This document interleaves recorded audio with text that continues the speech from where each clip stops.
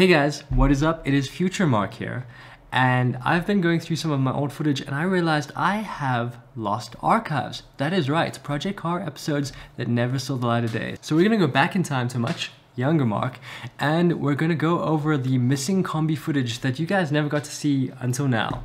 Here it goes. So in the last episode we were trying to get the cylinder liners out of the engine, and I also did a segment where I removed the valves at home. This is actually what happened and what led me to realizing I had to take those valves off. Okay, so now the more I look at this, the more this seems to hint at head gasket failure. Now, this is a VW and it doesn't have a traditional head gasket. What it does have is these little green seals, and then the steel seal, which comes on top of here like that. And then that whole assembly seats into this little groove over there. So that's one thing to consider. These seals are old, and when I pulled the head off, these piston liners under normal situations are supposed to come off with the head. However, these are firmly stuck in there. Yes, seats to the piston rings and probably to the base over here of the water jacket. But it does hint that the seals around here were much looser. So that's some sort of head gasket failure. Now hindsight is a great thing, because initially I thought that I had some sort of crack in the actual heads themselves that was allowing the coolant into the engine. What I later realized was that those broken studs you guys saw in episode 2 were the cause of the problem. They had rusted and snapped and allowed the already old seals to just fail completely, allowing coolant and oil into the engine itself, well, into the cylinder liners.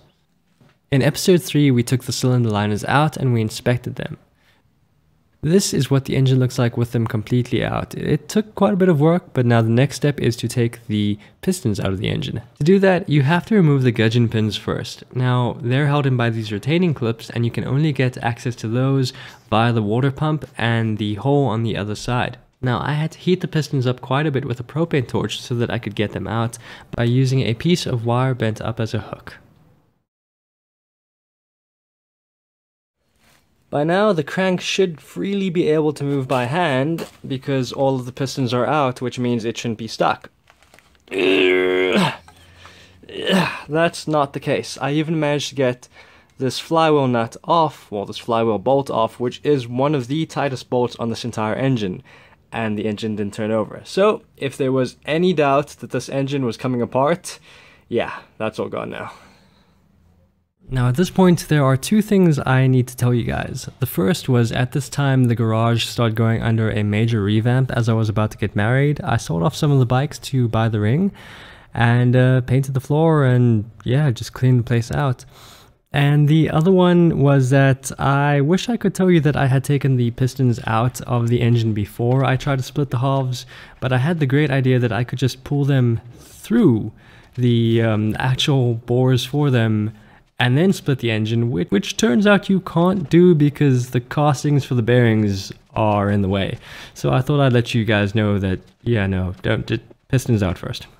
The other tip I have for you guys is that if you don't have a motor that is seized to the point where you can take the pulley bolt off directly, is that the manual recommends you can just make a little metal tab that'll lock into these indents on the flywheel and allow you to undo both the pulley bolt and the bolts holding in the flywheel.